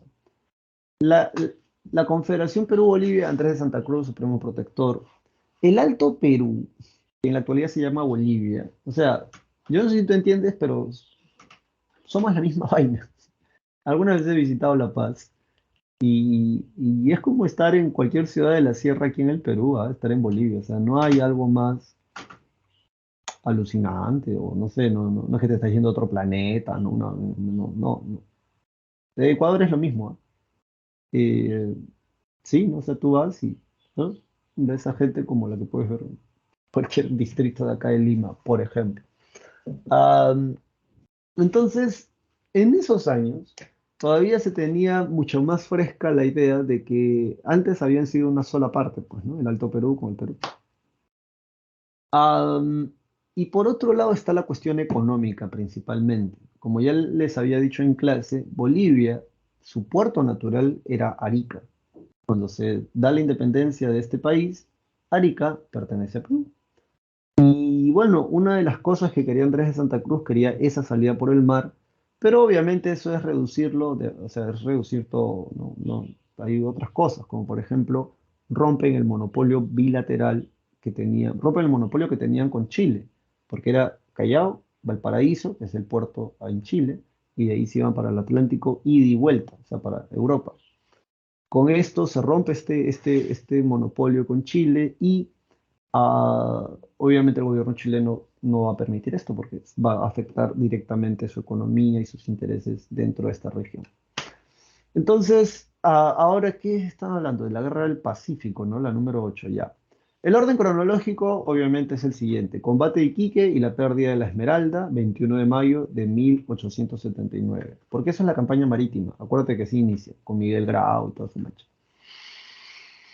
Combate de Angamos y captura del Huáscar, 8 de octubre, que creo que hasta es feriado acá, de 1879. Batalla de Tarapacá, que viene con Boloñés y Cáceres, Alfonso Ugarte, toda esa mancha, 26 de noviembre de 1879. El Alto de la Alianza, que es cuando Bolivia dice, ya me pegaron, yo me quito de acá, tengo problemas que resolver en Bolivia, en La Paz. Y las negociaciones en el buque La Caguana. Ah, su macho. Del 22 al 27 de octubre de 1880. Negociaciones que van a terminar siendo un fracaso, ¿no? Porque ya sabes que finalmente se inicia la campaña de Lima y ya tú conoces el resto. Respuesta correcta, ahí ya te la di. Vámonos ahora a esa negociación es de 1880, por cierto, la última del buque La Caguamna. Vámonos ahora a la pregunta número 9. Por cierto, si alguno de ustedes tiene alguna pregunta, hablen ahora, ¿eh? O sea, este es el momento donde puedes participar y puedes decir, profesor, ¿puede hacer repaso de esto? Sí, porque las respuestas, como te digo, están ahí en el enlace que les había puesto. Así que, no sé, si tienen alguna pregunta o desean ir a algún tema más en específico, hablen ahora. Bueno, sobre la número 9, esta tiene que ver con la República Aristocrática. Jorge Basadre es el que le coloca así. En la actualidad los historiadores prefieren llamarlo la República Oligárquica, porque es un pequeño grupo de familias que gobierna sobre las grandes mayorías. De 1899 a 1919, la oligarquía estableció un dominio casi absoluto sobre la sociedad peruana. Este dominio se ejerció a través de un Estado que excluyó de la vida política a las grandes mayorías. Relacione a los presidentes y los acontecimientos que se desarrollaron durante su gobierno en este periodo. Bueno, te lo pueden preguntar así, sí, sí, te lo pueden preguntar. Por cierto, sobre este último examen, como nadie me lo ha preguntado, lo comento. Parece que fue en todas humanidades, corríjame si me equivoco, o sea, sobre el cuarto examen. Cuando yo lo vi, me extrañé bastante, porque yo dije, pero estas cosas no se desarrollan acá ni de asomo, dije, porque obviamente son cosas que son muy específicas. Y ustedes mismos se han dado cuenta de que el tiempo es muy, muy, muy exacto como para poder terminar todo bien. Y bueno, muchos profesores empezaron a preguntar y a cuestionar por qué se había hecho esto. Y es que desde la dirección, desde el más alto mando, en la pre, parece que no sé si pidieron o no sé si permitieron, no sé, pero la cosa es que las preguntas las han hecho un grupo externo de fuera de la pre, ya que no son profesores de la pre, o al menos eso es lo que se nos ha explicado. Y obviamente ahí está la respuesta del por qué las preguntas fueron como fueron. Ah, bo- Eso ya es algo que escapa completamente de mis manos y de las manos de cualquier profesor. De repente por ahí hablar con directores, subdirectores, coordinadores, ¿no? Porque se supone que son las cabezas y obviamente hacer esto es una especie de despropósito, porque preguntar algo que pues no. no se desarrolla en clase no tiene sentido. Así que por ahí va la explicación. Am, bueno, sobre la solución de la pregunta 9, la relación correcta es la siguiente. Durante el gobierno de López de Romaña se firmó el Tratado Osma-Villazón con Bolivia, que luego va a quedar invalidado con Leguía, ¿no? Primer gobierno. Posterior a ello, durante el gobierno de Manuel Candamo se promulgó la Ley de Ferrocarriles. Durante el primer gobierno de José Pardo Barrea se reglamentó el ingreso de las mujeres a las universidades y finalmente durante el primer gobierno de Augusto B. Leguía se estableció la Ley de Accidentes de Trabajo. Además del Tratado Polo Bustamante y el Tratado Velarde-Río Branco, ¿no? Uno con Bolivia y el otro con Brasil. El que es con Brasil sella nuestra frontera con Brasil porque constantemente nos estaban quitando territorios. Sobre la pregunta 10, este es más fácil. El contrato Grace se firmó durante el gobierno de Andrés Avelino Cáceres, donde la Casa Grace se comprometió a pagar la deuda externa nacional que ascendía a 51 millones de libras esterlinas. A cambio de eso, los británicos obtuvieron el gobierno peruano el pago de por 33 años, 80.000 libras esterlinas cada uno. 3 millones de toneladas de guano, la libre navegación en el Titicaca y el libre uso de los muelles de Pisco, Chimbote, Salaverry, etc. Asimismo, se entregó los ferrocarriles por 66 años y para administrarlos se creó la Peruvian Corporation Limited. Ahí no les puse la... Ahí está. Ya sabes cuál es la respuesta correcta, ¿no? Vámonos ahora a la 11. La Revolución Rusa, dice. La Revolución Rusa fue un acontecimiento histórico que se produjo en la segunda década del siglo XX. Tuvo entre sus causas la derrota en la Primera Guerra Mundial. Obviamente estaban dando pena en esa guerra. En febrero de 1917 estalló la Revolución de San Petersburgo, la Revolución Menchevique, por lo cual el zar Nicolás II abdicó al trono, estableciéndose la República. Asumiendo la presidencia Alejandro Kerensky, siendo derrocado por Lenin debido a oponerse al retiro de Rusia de la Primera Guerra Mundial. Esa es la principal causa, ¿no? Sí, sí, esa es la principal causa. Recuerda que Lenin es el que hace las tesis de abril, la nueva política económica, todo el poder a los soviets, etcétera, etcétera. Vámonos ahora a la número 12. Bueno, am, sobre la número 12, entre 1939 al 45 se produjo la Segunda Guerra Mundial entre los países del eje y los aliados. Esta guerra fue motivada por los grandes intereses económicos de las potencias capitalistas a las que se sumaron las disputas ideológicas y políticas. En relación a este gran acontecimiento histórico, señalar el valor de verdad de los siguientes enunciados. Bueno, la Segunda Guerra Mundial. Acuérdate que ahí se crea el Tercer Reich. Esto por un lado. Por otro lado, recuerda que son los países del eje, Roma, Berlín, Tokio. Recuerda que son considerados, al menos en las potencias europeas, estos gobiernos fascistas totalitarios, incluido el estalinismo, como gobierno totalitario. Ojo, como gobierno totalitario. ¿Qué es un gobierno totalitario? Un gobierno que controla básicamente todos los aspectos de la vida política, económica, social, hasta religiosa y cultural de un país. Francisco Franco es otro fascista, en este caso es de España. Mussolini es el que básicamente origina esto en Italia, aunque su grado más extremo lo tenemos en Alemania con Hitler y el nazismo. No creo que te lo pregunten, pero si te preguntaran si hay alguna diferencia entre el nazismo y el fascismo, recuerda a los judíos. Hitler habla de dos cosas. Primero, el odio hacia la población judía, de ahí que los busca exterminar. Y por otro lado, habla de la superioridad de la raza aria, ¿bien? Que para él eran principalmente los germanos, o sea, los que hablaban alemán. Y ya está. El emperador Hirohito y el nacionalismo, la ideología Bushido, el Bushido, por esa razón también tiene una ideología muy parecida a la de Hitler, porque esta gente creía que era la raza superior en Asia. Hitler creía que era la raza superior en Europa.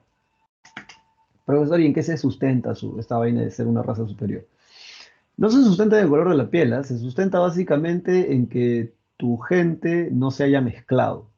¿Cómo, profesor? Sí, si te pones a revisar así a detalle, habla de que mientras más puros sean los miembros de un país, o sea, hablando genéticamente, étnicamente, en ese entonces dirían razas,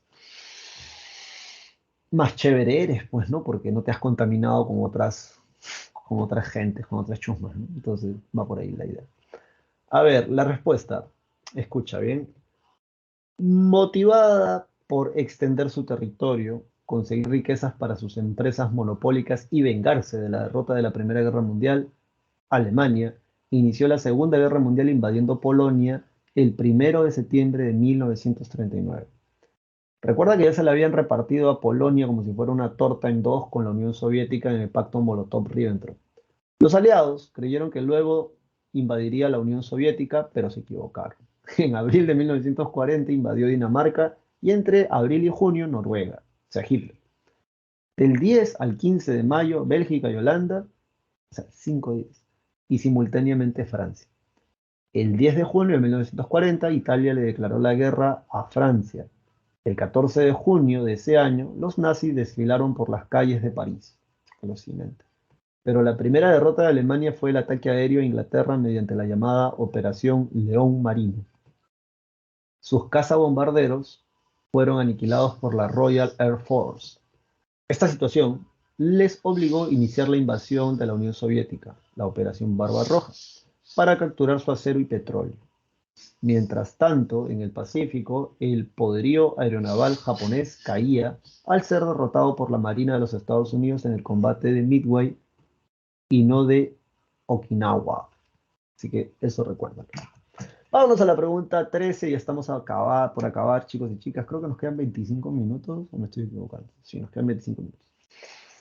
A ver, ¿cuáles son las consecuencias de la Primera Guerra Mundial? Sobre las consecuencias de la Primera Guerra Mundial, recuerda que las potencias europeas están devastadas, destruidas.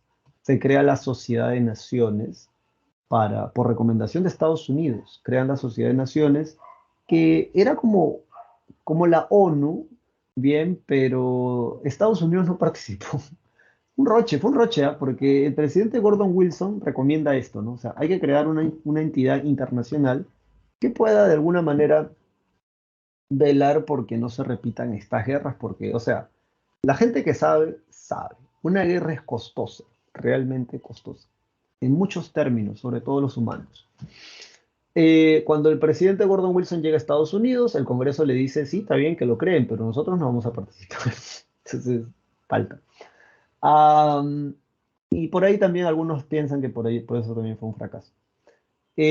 Por otro lado, Estados Unidos se ve muy favorecida luego de la Primera Guerra Mundial porque estos países europeos básicamente van a pedirle prestado dinero o van a aceptar préstamos de Estados Unidos, además como la compra de sus productos, que tiene cierta relación con el crack del 29. Por otra parte, eh, la Primera Guerra Mundial tiene un salto de 20 millones de muertos. Se le conoció como la Gran Guerra. Después de unos 15 años, más o menos, poco más, tal vez, se van a una Segunda Guerra Mundial. ¿Cuáles son las consecuencias de la Segunda Guerra Mundial? Bueno, esta tuvo un saldo de cerca de 50 a 60 millones de muertos, o sea, dejó chica en ese sentido la Primera Guerra Mundial. Eh, Alemania se divide en cuatro y luego se van a crear dos países. La República Democrática Alemana, en el caso de los que son de derecha. No, perdón, la República Federal Alemana, en caso de los que son de derecha. Estados Unidos, Inglaterra y Francia vigilan ese país, ese lado, que está en Occidente. Y la República Democrática Alemana, que se crea en 1949, está apoyada por la Unión Soviética. La capital, que es Berlín, también estaba dividida en dos. Y durante el contexto de la Guerra Fría, recuerda que Nikita Khrushchev, en 1962,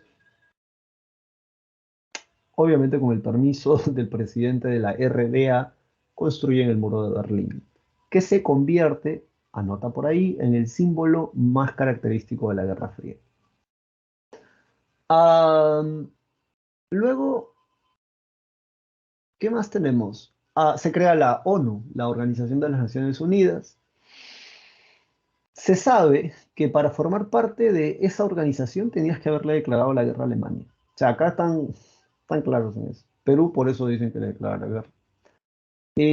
Por otro lado, recuerda los juicios de Tokio y los juicios de Nuremberg contra los crímenes por delitos contra la humanidad. En este caso, porque van a exterminar a población judía, 6 millones, y a población civil china, otros 6 millones más. Feo para esa triste episodio de la historia de la humanidad. Y también que ellas habían probado las dos bombas atómicas, ¿no? En Hiroshima y en Nagasaki. Entonces, ¿qué dice acá? Entre la década, en la pregunta número 13 estamos, ¿verdad? Pregunta 13, a ver, ya estamos ahí en la pregunta 13. Vamos a la pregunta 13. Entre las décadas de 1930 y 1960 se produjeron una serie de eventos internacionales que ejercieron una clara influencia en la vida política, económica y social del Perú. Ante ello, establezca la relación correcta de los hechos internacionales y el periodo de gobierno que desarrollaron en cada país. Mira qué curioso.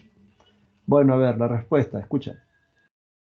El periodo del tercer militarismo, que va de 1930 a 1939, se vio influenciado por el sistema de gobierno fascista que se venía consolidando en Europa.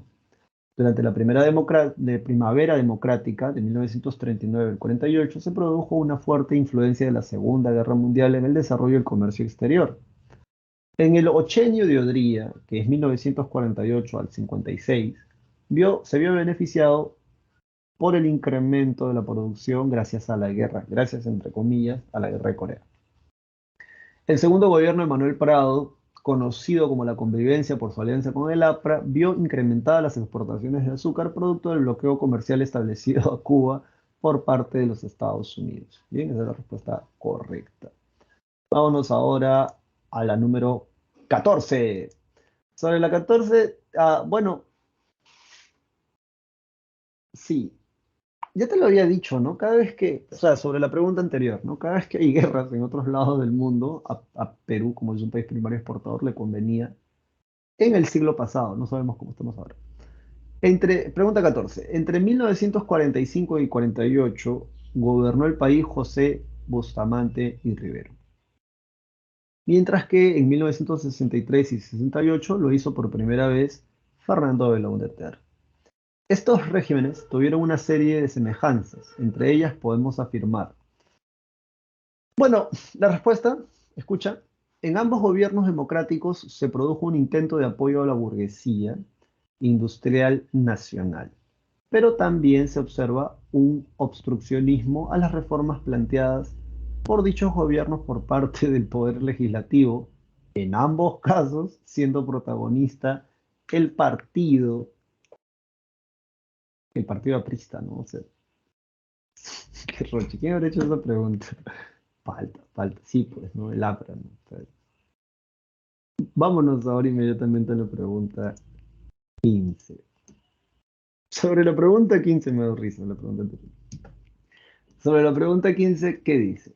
Durante la Guerra Fría, en la etapa de la coexistencia pacífica, a pesar del intento de distensión entre la Unión Soviética y los Estados Unidos, se produjeron algunos incidentes que pusieron en peligro el deshielo.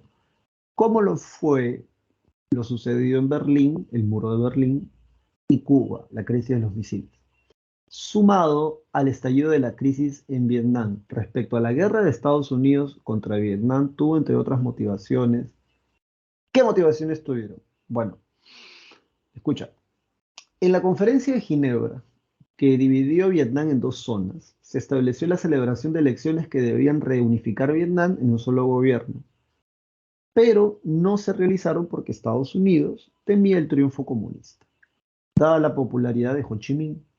Como consecuencia de ello surgió la guerrilla sureña comunista llamada Viet Cong, entrando Vietnam en una guerra civil.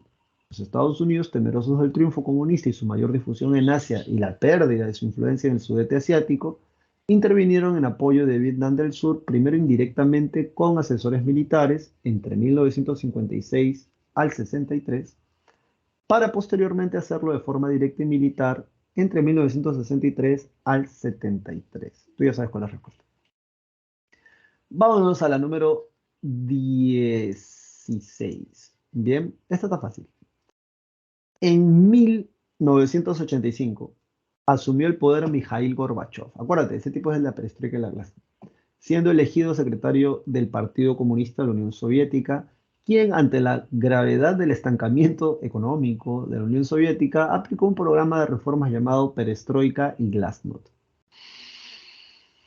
La perestroika consistía en una vasta reestructuración económica sustentada en el sistema neoliberal. Básicamente era privatizar empresas estatales, liberar los tipos de cambio, eliminar subsidios, programas sociales, entre otras cosas. O sea, ya no eres socialista, por compadre, ¿no? Porque ahora, o sea, una privatización es que una empresa esté a manos de una persona, un grupo de personas. Ya no eres socialista. Mientras que la Glasnost fue una amplia apertura política basada en la participación democrática. Sí, la Glasnost le daba más derechos civiles a la gente, derechos que antes no tenían. El libre acceso a la información, que desde mi punto de vista esto es una de las cosas más importantes porque cuando abrieron los archivos del partido del gobierno de la Unión Soviética, van a estallar escándalos de corrupción, o sea, se van a descubrir escándalos de corrupción, de mal uso del dinero, y eso lo que va a hacer es que la gente entre en más cólera, porque van a decir, o sea, estos compadres hablaban de combatir la pobreza, eliminar las clases sociales, y finalmente terminaron haciéndose ricos o tirándose o bailándose la plata. Y ya eso es lo rechazo. Bien, entonces ya sabes cuál es la respuesta ahí. Vámonos ahora a la número 17, que también está fácil. Durante el docenio militar de 1968 al 80, fueron tomadas las siguientes fotografías el 5 de febrero de 1975 en el centro histórico de la ciudad de Lima. Al observar las imágenes y considerando la fecha en la que fueron tomadas, podemos afirmar que, bueno, recuerda, el 5 de febrero de 1975, la ciudad de Lima amaneció sin policías en las calles. Estos miembros del orden se habían declarado en huelga a razón de una serie de demandas hechas al gobierno, dirigidas en ese entonces por al general Juan Velasco Alvarado.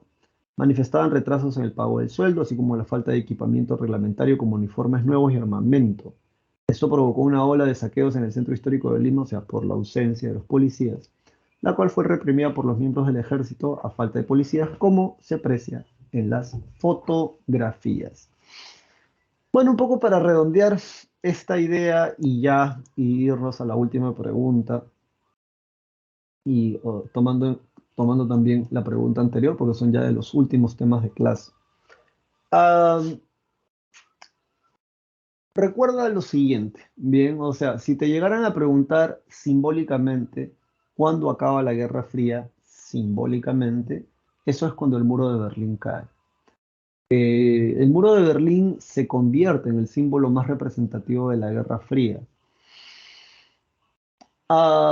Recuerda que la Guerra Fría es un enfrentamiento indirecto entre Estados Unidos, que representa el liberalismo, el capitalismo, y la Unión Soviética, que son comunistas, socialistas. Son ideologías opuestas, aunque se les considere imperialistas a los dos. Es en ese contexto también donde nace el grupo de la tercera vía o la tercera opción. Hay guerras que se van a dar, pero Estados Unidos y la Unión Soviética no van a participar de manera directa. Salvo de repente en Vietnam, donde Estados Unidos sí se mete. Pero la guerra de Corea, por ejemplo, ahí no se metieron. Ahora, el punto más álgido de la Guerra Fría va a ser la crisis de los misiles en Cuba, porque la Unión Soviética va a mandar barcos en supuesta ayuda de Cuba, y Estados Unidos va a desplegar también sus barcos de guerra. O sea, esta gente se disparaban uno al otro y estallaba la Tercera Guerra Mundial.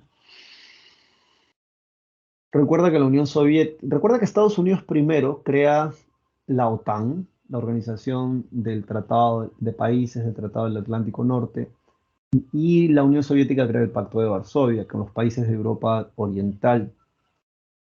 Luego Estados Unidos crea el Plan Marshall para dar apoyo económico a los países que obviamente se declararan de derecha.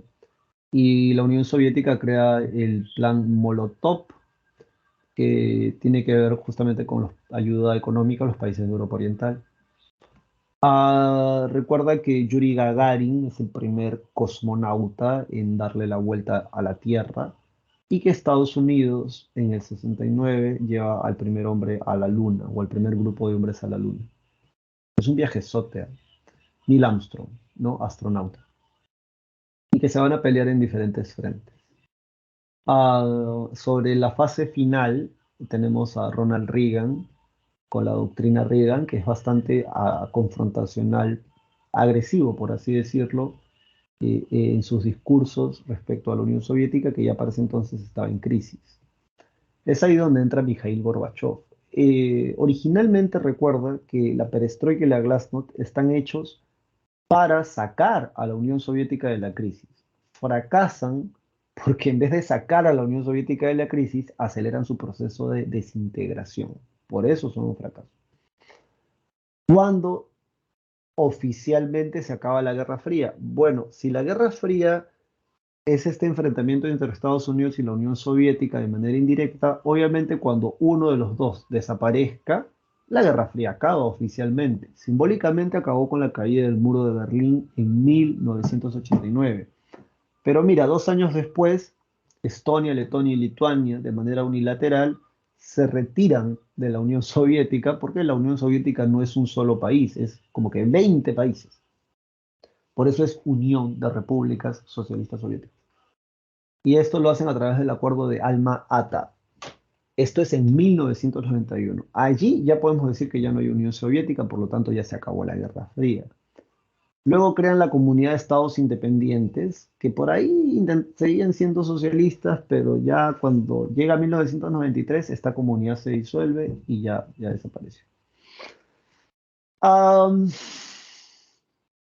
en ese contexto, 2 años atrás, 1990-91, Saddam Hussein ah, eh, tiene una deuda de guerra, tiene un préstamo, y él quiere pagar parte de esa deuda vendiendo petróleo.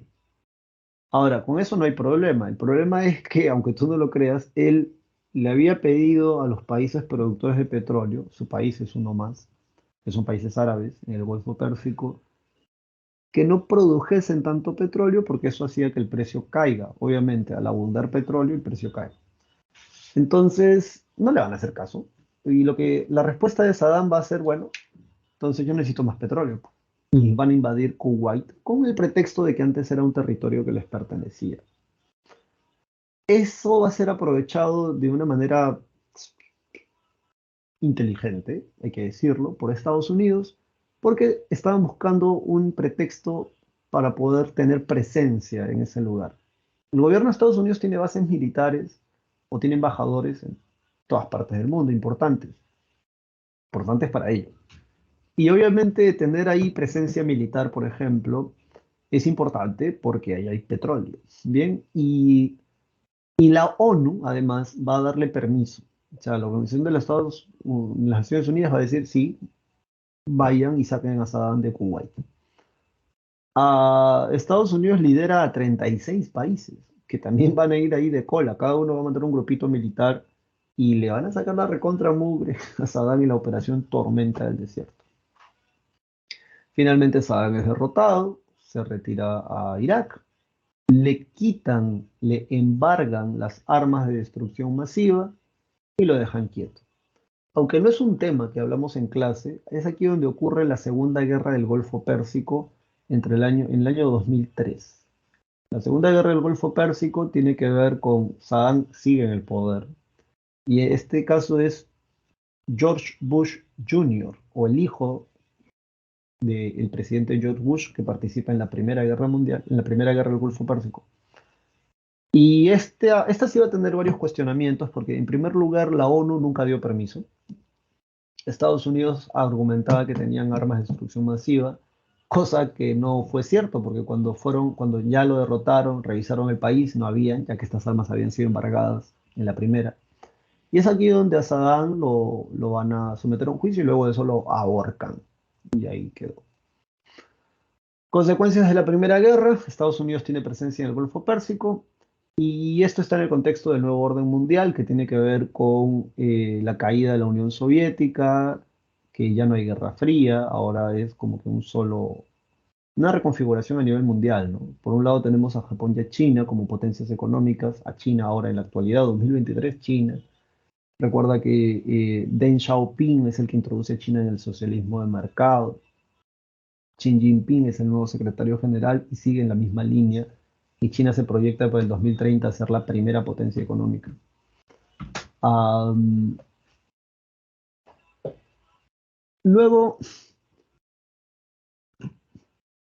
recuerda que hay un giro, ¿no? En el trato del medio ambiente. Ahora se habla más de cuidar el medio ambiente y por eso las grandes empresas en la actualidad están apostando por la energía renovable, por ejemplo.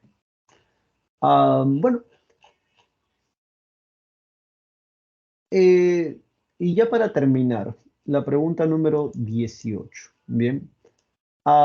Y ahí terminamos con Historia del Perú. Desde 1990 hasta la segunda década del siglo XXI, el Perú ha tenido diferentes presidentes y que, a pesar de formar parte de diversas agrupaciones políticas, o sea, no son del mismo partido político, teniendo un denominador común, que se vieron involucrados en diversos actos ilícitos. A continuación, relacione a dichos expresidentes con sus respectivas situaciones judiciales. ¡Qué falta! A ver, como se sabe, el expresidente Alberto Fujimori fue encontrado culpable, siendo condenado a 25 años de cárcel por homicidio y actos de corrupción. Alejandro Toledo Manrique tiene orden de extradición, siendo arrestado en Estados Unidos, al habérsele acusado de actos de corrupción en el caso de Odebrecht.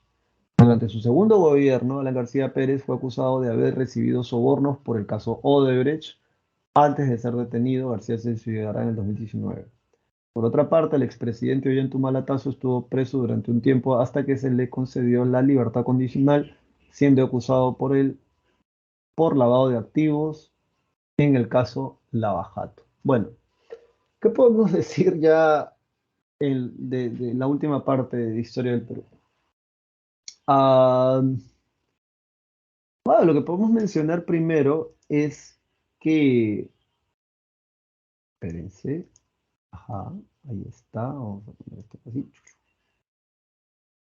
Lo que podemos mencionar es lo siguiente. Am, Primero, desde 1990 en adelante, la historia del Perú ha sido bastante eh, complicada, por así decirlo. Por un lado, el, el hábito que se ha hecho esto de alguna manera defalcar al Estado, a través de todo, ¿no? Hay muchos casos en varias instituciones del Estado que van desde las más altas esferas hasta las más simples, en el caso de contratación de gente, por ejemplo, a nombre del Estado, cuando no se contrata a alguien por sus méritos, sino porque pues, es amigo de alguien, por ejemplo. Am, ¿Cómo es que de alguna manera la corrupción se ha hecho un hábito? Y es interesante ver cómo es que todos los presidentes, sobre todo desde el 90 en adelante, también desde atrás también podemos tocar, ¿no? Pero desde el 90 en adelante, de alguna manera, se han visto involucrados en actos de corrupción. Y eso es malísimo, ¿no? Pero es peor aún no, cuando no hay justicia, ¿no? Eso creo que es peor, porque eso demuestra de que si estas personas que tienen estos cargos no, am, no son juzgadas como se debe, entonces cualquier otra persona también podría evadir la ley, ¿no? Y que son menos conocidas, ¿no? Eso también está ahí. Recuerda que tuvimos un gobierno transitorio con Valentín Paniagua. Recuerda que luego vino Toledo, Alan García Pérez en su segundo gobierno, y que a pesar de todo el crecimiento económico que ha habido, lamentablemente este no se ha visto reflejado en, por ejemplo, cambiar estos hábitos o estructuras que tienen a nuestro país todavía en varios rubros atrasados. Así que, bueno. Yo espero que te vaya muy bien si es que vas a dar tu examen general, que esto te pueda servir como base para que puedas contestar bien las preguntas en tu examen, al menos en la parte de historia, y en general, obviamente, en todo el examen.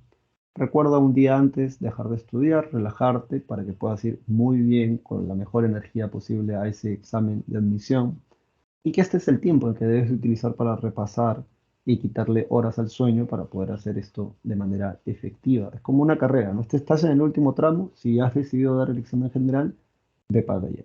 De mi parte, lo que te puedo decir es que sea cual sea el resultado después de tu examen este general, si es que lo vas a dar, recuerda que cualquier decisión que tomes tiene que ser una decisión que te permita a ti eh, dormir tranquilo en la noche. Bien, no evita ser como esas personas que luego de ser profesional te conocen, o sea, conocen a un San Marquino y dicen, a mí me hubiese gustado ingresar a San Marcos.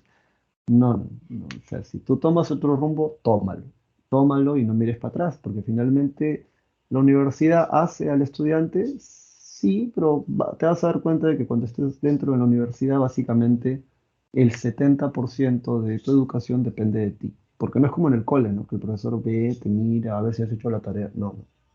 Así que sea cual sea la decisión que tomes, que te permite estar tranquilo con tu conciencia o tranquila y que eso te haga seguir hacia adelante, porque la idea es que seas un buen profesional, elijas la carrera que elijas o estés donde estés. Bien, también recuerda que un título universitario no te hace buena persona, simplemente te faculta para poder hacer algo de manera, obviamente, profesional.